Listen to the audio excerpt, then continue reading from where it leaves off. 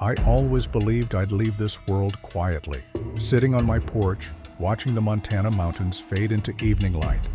But now, as the wind howls through the barn and the air feels heavier than usual, I'm not sure I'll make it to spring. What I'm about to tell you will sound insane. It still does to me, even after all these years. But every word of it happened. 30 years ago, I buried something behind my farmhouse. Not a man, not an animal. Something in between. The creature the world calls Bigfoot. The winter it happened was unlike any I'd ever seen. The snow came early, and it never stopped.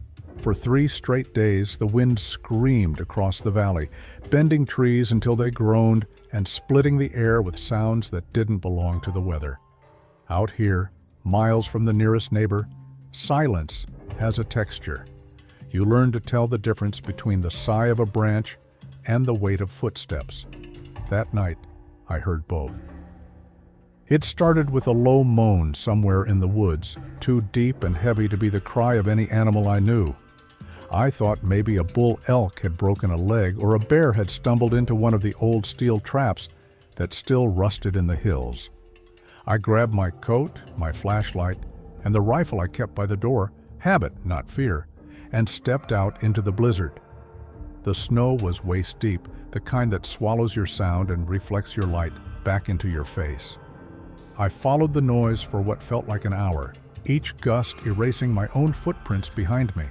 Then my beam caught something dark, lying half buried in the drift ahead.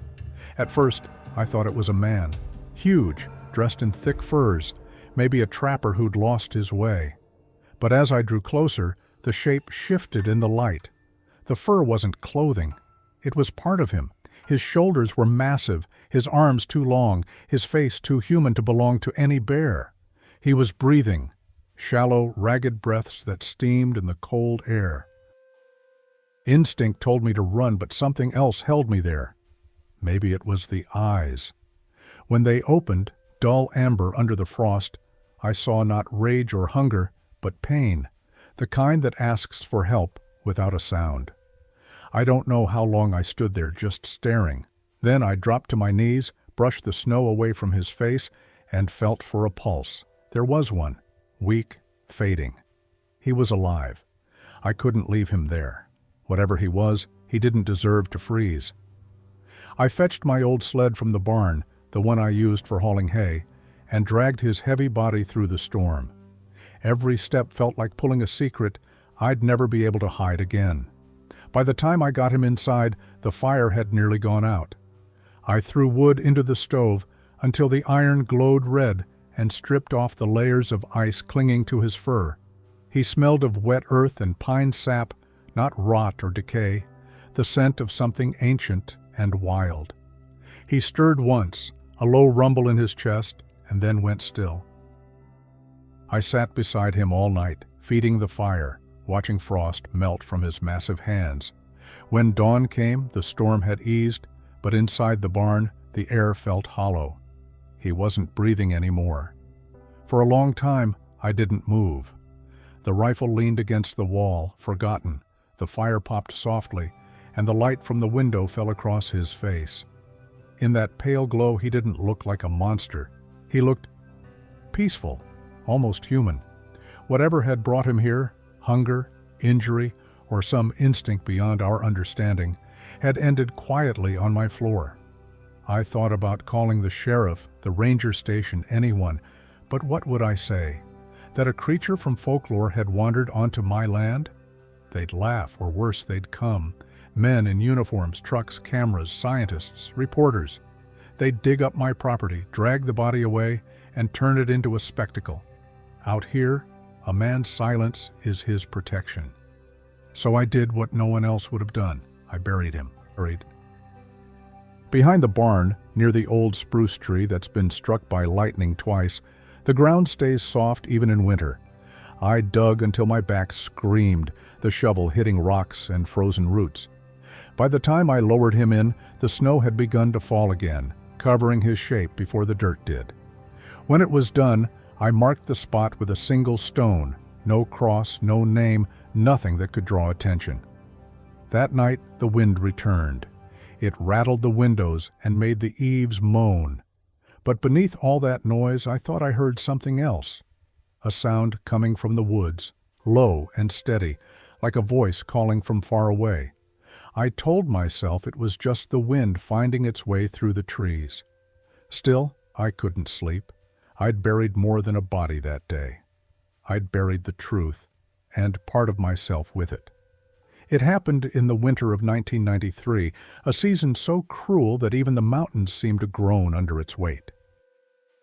For 3 endless days, the wind screamed through the valley like a living thing, tearing shingles off the roof and driving the snow sideways until the world turned white and soundless. By the 3rd night, I hadn't slept in nearly 40 hours. The animals were restless, stamping in their stalls, their breath rising like steam ghosts in the freezing dark. I pulled on my coat, grabbed the lantern, and stepped out into the storm to make sure the barn roof was still holding. The cold hit like a hammer, the kind of cold that seizes your lungs before you can breathe. Snow reached my knees, and every gust erased the trail I'd just made. I'd only gone a few yards when I heard it, a sound so deep it vibrated in my ribs. It wasn't a wolf's call or the moan of wind through the trees. It was something else, something alive. A wounded sound, half roar, half plea. It came from beyond the pasture, in the stretch of forest where even the deer avoided going after dark. My first thought was that a moose had gotten caught in a trap or tangled in fallen wire. Out here, the remnants of old logging gear still rusted beneath the snow. I hesitated, staring into the dark curtain of trees, every instinct telling me to go back inside. But then the sound came again, weaker this time, almost human, and before I realized it, I was already walking toward it. The forest swallowed the light from my lantern. Every snowflake reflected it back at me, turning the world into a swirling tunnel of white. The wind died for a moment, and in that stillness, I could hear heavy, labored breathing ahead. I stepped closer, boots sinking deep, heart pounding so hard I could feel it in my throat. The beam of my lantern swept across the drifts and stopped. Something was lying there, half buried in snow. At first I thought it was a man wrapped in a fur coat, but as I moved closer, my knees locked. The fur wasn't clothing. It was part of the body, thick, coarse, brown, matted with ice and blood. The creature's chest rose and fell in slow, uneven rhythm. One massive arm was twisted awkwardly beneath it, the hand splayed out in the snow.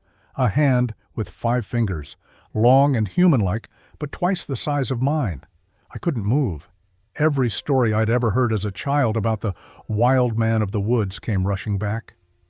My mind searched for logic, a bear, a prank, a hallucination, but nothing fit. The shape was all wrong, the proportions too human, the face too defined. The lantern flickered, and for a split second I saw the eyes. They opened, dark amber reflecting the faint light, and for that brief moment I forgot how to breathe. There was intelligence there, confusion, pain, and something that looked almost like fear. I stepped back, the snow crunching under my boots. The creature made a low sound, not a growl, but a rough exhale that trembled with effort. It was trying to lift itself, pushing weakly with its good arm, but collapsed again, a deep, shuddering groan echoing through the forest. That should have been the moment I turned around, gone back, locked my door, and pretended I'd heard nothing. But standing there, watching this giant shape struggle against the cold, something inside me shifted. Whatever it was alive, and it was suffering. I knelt beside it, keeping a safe distance, and held the lantern closer. The face beneath the frost was broad, the skin beneath the fur dark and rough. A strong brow ridge shadowed eyes that blinked sluggishly, following the light. Its breath came in short, wet bursts, and the smell of iron. Blood hung in the air. I noticed a wound along its side, deep enough to see dark muscle beneath. My hand shook as I set the lantern down. "Easy," I whispered, not knowing if it could understand. My voice sounded small against the emptiness. The creature's gaze shifted toward me, unblinking. I took another step closer. It didn't move, only stared with an expression I couldn't name. Not animal panic, not aggression, just exhaustion. I reached out, my glove hovering inches from its shoulder, feeling the heat radiating through the fur. Whatever it wasn't a story anymore. It was real, and it was dying in front of me. The wind picked up again, howling through the trees, but it no longer sounded like the mountain's voice. It sounded like a warning. I knew even then that crossing that line, the line between curiosity and mercy, would change everything, yet I couldn't walk away. I lifted the lantern, turned toward the faint glow of my farmhouse in the distance, and whispered, "Hold on." Then I did something no sane man would have done that night. I dragged my sled into the woods, bent down beside the creature, and began the impossible task of bringing it home. I didn't know what to do. It was alive, barely. Blood soaked through the snow around its body, steaming in the cold like the earth itself was breathing. Each exhale came as a low rasp, visible in the air, fading before it reached me. I knelt beside it, my heartbeat pounding louder than the storm. Its chest rose unevenly, shuddering under layers of matted fur. The lantern light trembled in my hand, throwing shadows across its face. A face I still see when I close my eyes. Those eyes opened once more, slow, heavy, as if lifting a weight too great to bear. They met mine for only a second, and in that second, everything I thought I knew about the world slipped away. There was no wildness there, no madness, only pain, deep, quiet, human pain. I whispered something. I don't even remember what, maybe just to calm myself. The creature's breath hitched, then steadied for a moment, a faint wheeze breaking through the sound of the wind. I knew it wouldn't last long out there. The cold was already claiming the air from its lungs. Leaving it wasn't an option anymore. I ran back to the barn, grabbed the old wooden cart I used for hauling feed, and returned to the edge of the forest. The snow had already started to cover its legs, like the mountain was trying to take it back. I brushed the powder off, got my hands beneath one of its arms, and pulled. The weight was staggering, heavier than anything I'd ever tried to move. My back screamed, my boots slid, but slowly, foot by foot, I dragged the massive body onto the cart. By the time I reached the barn, the lantern flame was flickering low, and I could barely feel my fingers. I shut the door behind me, sealing out the wind, and pulled the cart beside the workbench. The creature's breathing was shallow now, its chest lifting with effort. I stoked the stove until the iron glowed orange and hung my lantern on the beam above, filling the room with trembling light. Steam rose from its fur as the warmth hit. The smell of iron and pine filled the air. I found an old blanket, too small to cover it fully, but I spread it across its chest anyway. My hands shook as I poured water into a tin cup and set it near its mouth, not knowing if it could drink. For a moment I thought I saw its fingers twitch, a slow, weak movement, as if it wanted to reach for the cup but couldn't. I sat down on the hay, listening to the storm fade into silence. The barn creaked with the weight of snow on its roof. Time passed strangely. I couldn't tell if it was minutes or hours. The breathing slowed, became quieter, then shallower still, until finally it stopped. The stillness after that was unbearable. I leaned forward, pressing my hand to its chest, searching for even the faintest rhythm. Nothing. The warmth that had begun to return was already leaving again. I stayed there for a long time, staring at what I'd brought in from the forest. The creature's face was calm now, its expression free of strain. The fur along its arms caught the light like frost, glinting in faint gold. I remember thinking that it didn't look monstrous anymore. It looked peaceful. Outside, dawn began to break, gray and weak through the cracks in the boards.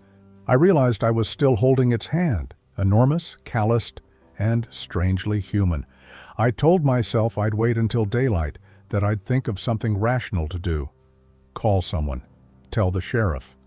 But as the sun began to rise over the ridge, I knew I wouldn't, because what lay on the barn floor wasn't just a body. It was proof of something no man was ever meant to find. I stood over it until the first gray light of dawn crept through the cracks in the barn, and in that dim silence, the creature seemed neither dead nor alive, but caught in some strange space between worlds. Its body was massive and powerful, built like something meant to outlast time itself. Yet its face held a stillness so human that my mind refused to decide what it truly was. Too close to a man to be called an animal, too distant from one to be called human. Every breath of the cold morning seemed to press the same question into my chest. What now? The sensible part of me whispered that I should pick up the phone, call the sheriff, say I had found something impossible, and let them handle it. But the image of what would follow came vividly to mind. Trucks rolling up my driveway, strangers in heavy coats marking the ground with bright tape, men with cameras, guns, and quiet voices that never said who they worked for. They'd take it away, tear up the soil, and turn my land into a fenced-off mystery. The newspapers would call me crazy, the government would call me mistaken, and I'd lose not only the farm, but the little piece of peace that had kept me alive all these years. I thought about covering it up, pretending none of it had ever happened. Maybe it would all fade into another story told over beer in the nearest town. An old farmer who'd gone half mad in the cold, seeing monsters in the snow. But the truth was lying right there before me, silent and heavy, and I couldn't unsee it. I had crossed a threshold the moment I touched it, and there was no way back. The world outside was waking up. The horizon glowed faintly behind the white ridges, and the wind had quieted into a steady breath that carried the scent of pine and smoke. I realized that if anyone drove by, if even a hunter strayed too close, they might spot the light in my barn or the marks in the snow where I'd dragged something enormous through the storm. I had to act before daylight revealed what the night had helped me hide. I looked down at the creature again, studying the details I had missed in the chaos of the night. The length of its arms, the way the fingers curved inward as if they were built for both strength and precision, the slight tilt of the head resting against the hay. There was a quiet dignity there, a reminder that whatever this being was, it hadn't come from madness or myth, but from some forgotten truth about our own reflection. A thought crossed my mind, one I tried to push away, but it kept returning with the rhythm of my heartbeat. If it were human, it deserved a burial. If it were animal, it deserved respect. Either way, leaving it exposed to decay, to scavengers, or to curious men with badges and notebooks felt wrong. I walked to the corner of the barn where my old shovel leaned against a broken plow, its handle worn smooth by decades of use. When I picked it up, the wood felt colder than the metal. The ground behind the barn would be hard from frost, but not impossible to break. Beneath the roots of the old spruce, the soil stayed softer, where runoff from the hills kept it from freezing solid. I had dug there before to bury small things. A dog, once, years ago. A broken piece of myself, maybe. But this was different. This was something that belonged to another world. I stood there a long while, the shovel in my hands, listening to the barn settle in the wind. The creature lay still, its shadow stretching longer as the sun tried to rise through the fog. I knew what I was about to do would bind me to it forever. Once I buried this body, I would also bury the truth, not just from others, but from myself. Still, I stepped outside. The snow reached my knees, glittering under the pale dawn. The air was sharp enough to sting my lungs. I drew a long breath, lifted the shovel, and drove it into the earth.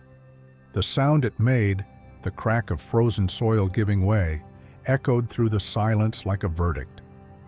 By the time the first rays of sunlight reached the barn, the hole was deep enough. My arms burned, my breath came in clouds, and the wind carried the faint creak of the spruce above me. I went back inside, looked once more at the creature, and for a brief moment I hesitated. Its eyes were closed now, the lines of its face softened as if resting after a long journey. Whatever it had been, legend, survivor, remnant of something ancient, it no longer mattered. What mattered was the promise I felt I owed it, that it would remain hidden, safe from those who would turn it into a trophy or an experiment. I took one last look, then wrapped it carefully in the old canvas I used for hay bales. The weight nearly broke my back as I carried it through the snow, every step sinking deeper, every gust of wind trying to erase the path behind me. When I laid it in the earth, the silence felt heavier than before. I filled the grave slowly, each shovelful falling with the dull sound of snow-mixed soil. When it was done, I found a stone from the edge of the creek, smooth, flat, and pale, and placed it at the head. No words, no marks, just a weight to keep the wind from uncovering what should never be found again. Standing there in the freezing dawn, I realized the world would keep spinning, unchanged by what I had seen. But I would never be the same. I hadn't just buried a body, I had buried the last certainty I had about what separates us from what we fear. I buried him behind the barn, in the shadow of the old spruce that had stood there longer than my family had owned this land. Its roots reached deep into the cold soil, twisting through layers of rock and time, and it felt like the only place that could keep a secret. The snow was still falling that morning, thick and soundless, and every shovelful of earth I turned over vanished almost as soon as it left the ground, swallowed by white silence. My hands were raw, the handle of the shovel slick with frost and sweat, but I kept digging until the hole was deep enough that no animal, no man, and no accident could uncover what I was hiding.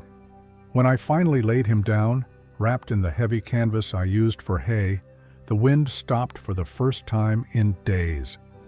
It was as if the world itself was holding its breath, watching. I filled the grave slowly, layer by layer, listening to the soft sound of snow and soil falling together until there was nothing left to see but a mound of uneven ground. The storm began again before I finished, howling through the trees like some ancient warning, but I ignored it. I pressed the dirt flat with the back of the shovel, took a smooth river stone from the creek, and placed it on top. No carvings, no name, just a marker to tell me where the truth now slept. By the time I returned to the house, my boots were frozen and my breath came in ragged bursts. The world outside had returned to its usual stillness, and the farm looked exactly as it had the day before. But I knew it wasn't the same. Every time I stepped out of the barn after that, I could feel it, that quiet patch of earth behind the spruce that seemed to hum faintly beneath the snow, like it was remembering. Spring came late that year, reluctant to thaw what winter had claimed. When the ice finally began to melt, I noticed something strange. The ground all around the barn came alive with new grass, fresh and green, but not that patch. The soil there stayed pale, stubbornly bare, as though the earth itself refused to heal. Even the weeds avoided it. I told myself it was nothing, just frost that hadn't let go. But every year after that, the same thing happened. A ring of lifeless ground beneath the spruce, marking a secret no one was meant to know. A week after the burial, I began hearing things at night. At first, I thought it was just my imagination, the echo of a conscience too heavy to rest. But then, one night, as the wind dropped and the silence settled thick as wool, I heard the unmistakable sound of footsteps. Slow, heavy. Not the shuffle of an animal or the scatter of branches in the breeze.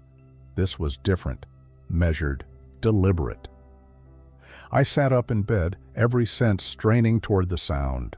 The boards in the floor creaked under me as I moved toward the window, careful not to breathe too loudly.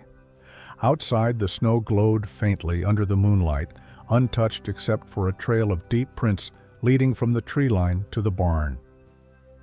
I followed the line of them with my eyes, massive impressions, spaced too far apart to belong to any man. They stopped right at the place where I had buried him. The wind picked up suddenly, slamming against the windows, and for a moment I lost sight of everything in a swirl of white. When it cleared, the footprints were gone.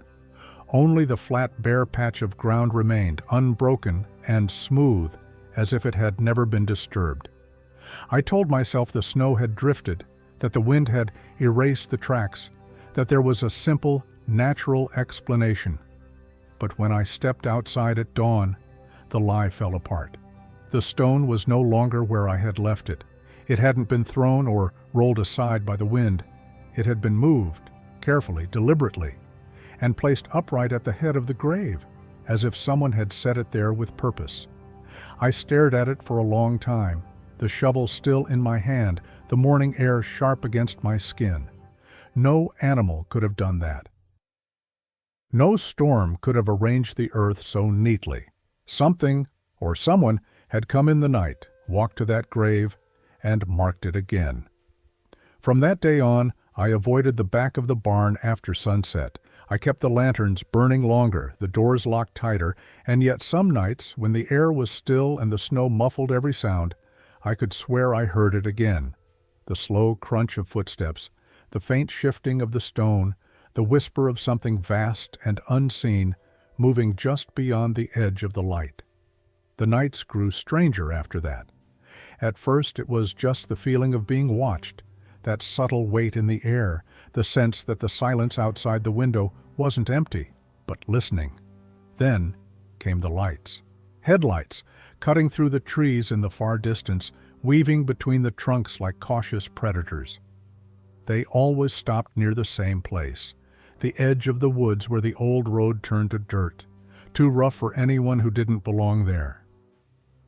The engines would idle for a while, just long enough for me to know they were there, and then, without a word or sound of doors closing, the lights would vanish, swallowed by the dark. It happened again and again, always between midnight and 3, always in that same measured way. No license plates, no tire tracks the next morning, just the faint smell of gasoline on the wind and a patch of snow melted by heat that had no business being there.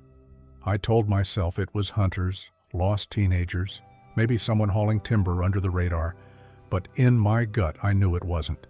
They weren't looking for deer or firewood, they were looking for what I had buried.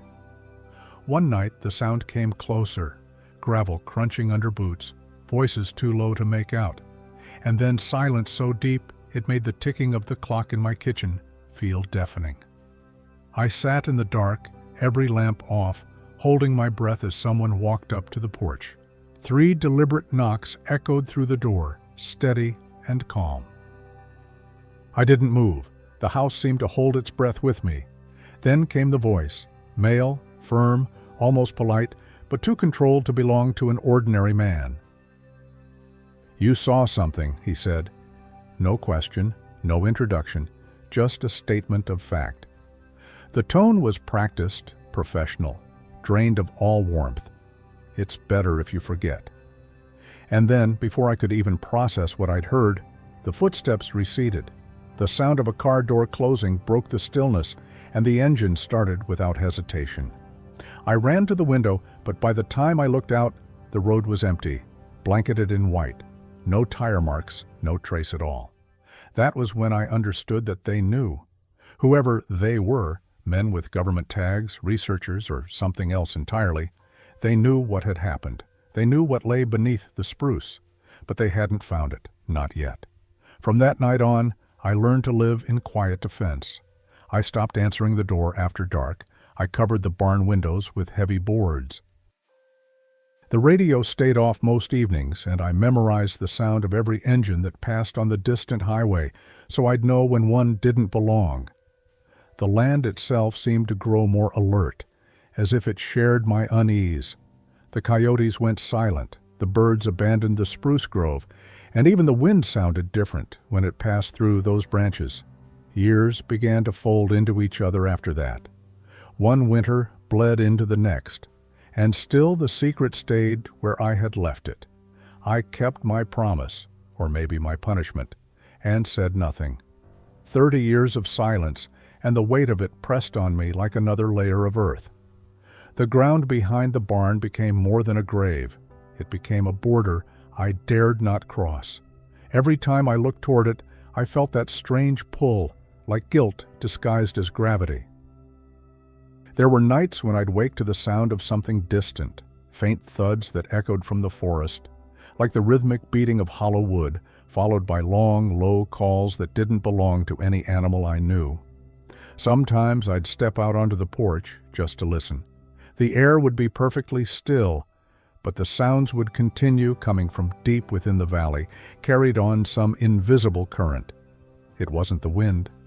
I'd lived here long enough to know the difference between a trick of nature and a message meant to be heard. Those nights, I'd stand there until the cold crept into my bones, watching the line of trees and wondering if someone out there, or something, still remembered what I had done. The older I got, the harder it became to dismiss it as coincidence. The forest has a way of keeping its own history, of whispering to those who disturb it. And I began to realize that perhaps I hadn't buried him alone. Perhaps, in some way, they had been watching all along, waiting for the man who broke the silence to join it. The dreams began a few months after the visit stopped. They came without warning, quiet and colorless, unfolding in the same dim light that used to seep through the cracks of my barn on winter mornings. In them, I would wake to find the air in my room colder than it should be, the kind of chill that doesn't belong to weather, but to presence. I'd feel it before I saw it, that heavy stillness pressing down on me, and then he would be there, standing by the foot of my bed, towering yet motionless, covered in frost that shimmered faintly in the dark. He never spoke. He didn't need to.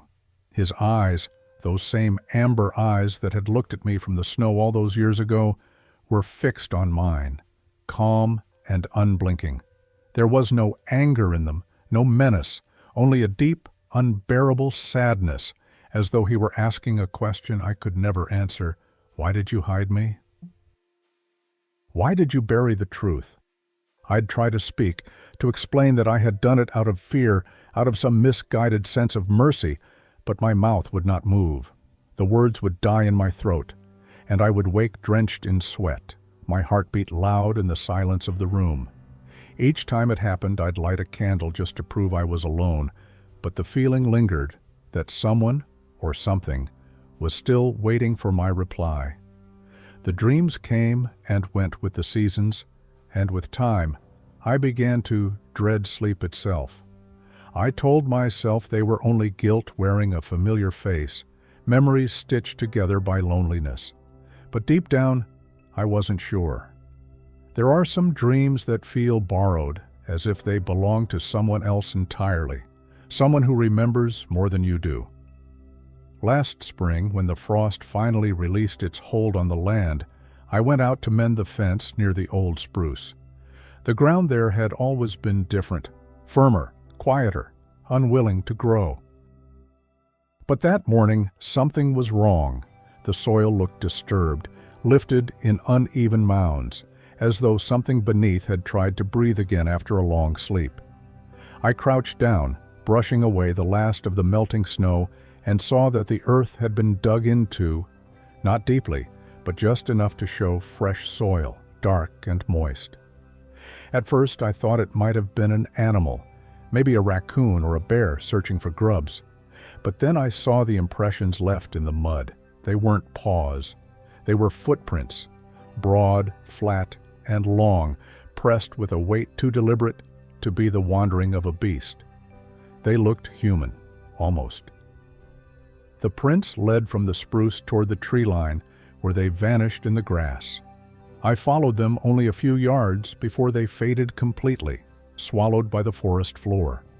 The air was thick with the smell of thawing earth, but beneath it lingered another scent, faintly metallic, almost electric, like the residue of machinery.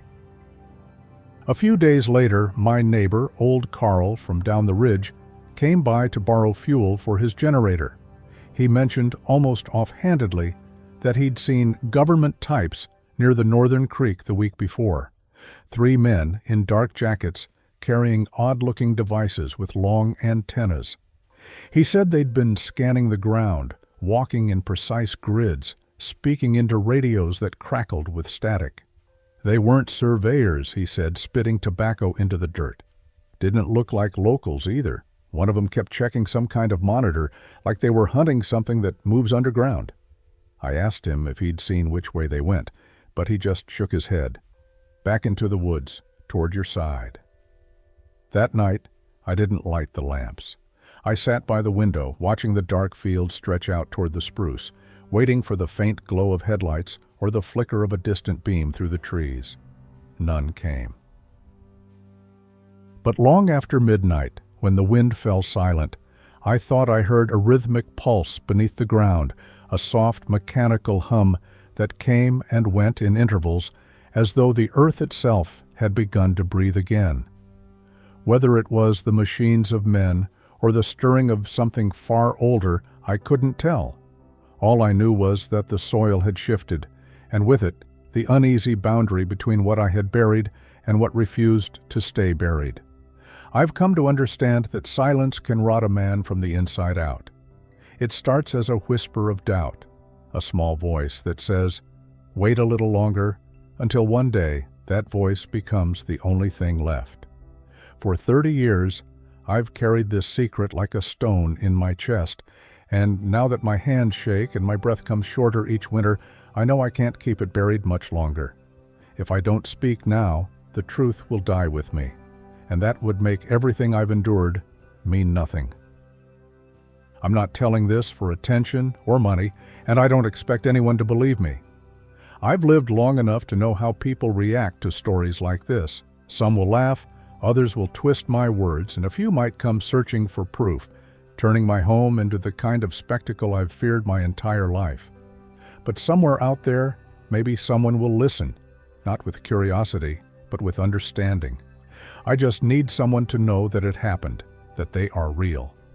I've seen the eyes of a creature that was supposed to exist only in myths, and I've watched it die beneath the same sky I've lived under all my life. There was nothing imaginary about it, nothing theatrical or exaggerated.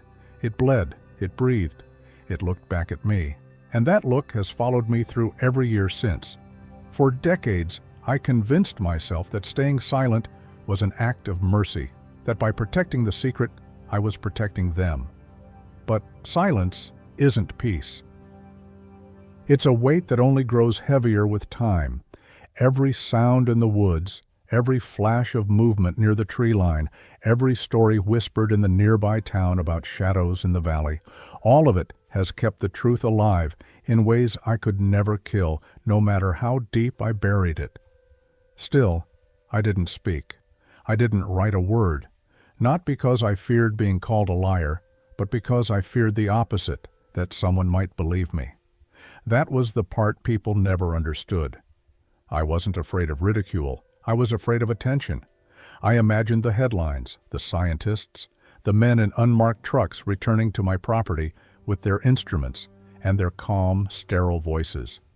They would come with promises of discovery and progress, but their kind of progress always comes with chains. They'd dig up the grave behind the barn, take what was left under bright lights, and call it an important find. They'd strip away the mystery, dissect it until there was nothing left but data, until all that remained of something sacred was a case number in a lab. And once they'd done that, the forest would fall silent again, not from peace but from loss. Because when you name a thing, when you cut it open and measure it, you steal its soul. You turn wonder into property. So I stayed quiet. I tended my land, mended my fences, and tried to live like an ordinary man, though I knew I wasn't one anymore. The nights grew longer, and sometimes I would catch myself walking to the back of the barn, standing by the old spruce with the wind whispering through its branches, whispering like it remembered too. I'd stand there, hat in hand, half expecting the ground to stir, to see that great shadow rise once more, not in anger, but in acknowledgement, as if to say, "You kept your word. That was all I ever wanted, to protect the secret, not out of fear, but out of respect." Because whatever he was Whatever they are, they deserve their silence. And perhaps in guarding it, I've become part of it too, another ghost among the trees, keeping watch over something the world isn't ready to find. This summer, when the air was heavy with dust and pine sap, I finally found the courage to walk back to the old spruce. For years, I had avoided that place, circling it from afar, but never daring to cross the invisible boundary that seemed to separate my life from everything buried beneath it. But that morning, something pulled me there. Not curiosity, not fear, just the quiet sense that the land was calling me back. The tree looked the same, ancient and unmoved, its bark split and rough like the skin of the world itself. But when I reached the spot where I'd placed the stone, my heart stopped. It was gone. The grass around the roots had grown in uneven patches, and the soil bore a shallow indentation, a hollow that could only have been made by hands, not weather. It wasn't the wild, chaotic work of an animal. The dirt was too neat, too careful, as though someone had gently dug, reached in, and replaced what they'd taken. I stared at that mark for a long time, the summer wind stirring the tall grass around me. The silence was absolute, yet it felt like I was standing inside a held breath, the moment just before something speaks. My fingers brushed the edge of the hollow, and a strange calm came over me. Whatever had been done here, whoever had come, they hadn't desecrated the place. They had tended to it. The ground was smooth again, the air still. I could have dug, could have searched for answers, could have satisfied the ache that had lived in my chest for 30 years. But instead, I let the shovel rest against the spruce and whispered to the empty clearing, "Let him stay where he chose." Some truths are meant to remain beneath the earth, breathing in silence, untouched by the noise of men. And so I left, though as I walked back to the house, I couldn't shake the feeling that I hadn't truly been alone there, that something in the woods had been watching, as patient as the forest itself. Then, last night, it came again. It was the kind of night when the world feels suspended between one breath and the next. No wind, no sound, only the deep stillness that makes you aware of your own heartbeat. I had just extinguished the lantern when I heard it. Slow, heavy breathing outside my window, close enough that the glass faintly fogged with each exhale. For a moment I thought it was the wind playing tricks, but the rhythm was too deliberate, too alive. I reached for the flashlight on the table, its beam cutting through the darkness as I stepped outside. The air was cool, the ground damp from a late summer rain. And then I saw it, a shape standing beside the barn, massive, motionless, the faint outline of a figure half hidden by shadow. He didn't move, not at first. Just stood there, his shoulders broad against the pale wood of the barn, his presence as undeniable as the mountains themselves. My hand trembled, the light catching his face for a split second. And there they were, the same eyes I had seen that night in 1993, amber, a quiet fire burning behind them. In his hand he held something. It took me a moment to recognize it, but when I did, the breath left my body. The stone, my stone, the one that had vanished from beneath the spruce. He stepped closer, slow and steady, his gaze fixed on mine, not threatening, not cruel, just knowing. He crouched beside my porch and placed the stone gently at the foot of the door, pressing it into the soil with a care that felt almost ceremonial. Then he straightened, his chest rising with a deep, steady breath. And for a moment we stood there, the two of us, separated by 30 years, and a secret that neither time nor silence could erase. I wanted to speak, to ask where he had been, what he wanted, but no words came, none were needed. He looked at me one last time, eyes calm, unreadable, and then turned, disappearing into the darkness beyond the barn. The forest swallowed him without a sound. I stood there long after he was gone, the flashlight dimming in my hand. When dawn came, the stone was still there, wet with dew, catching the first light of the morning. And for the first time in decades, I felt something I hadn't allowed myself to feel. Not fear, not guilt, but understanding. He hadn't come to haunt me. He'd come to return what was mine, not the stone, but the truth I had buried with him. Some secrets, it seems, never die. They just wait in the dark until the moment you're finally ready to face them.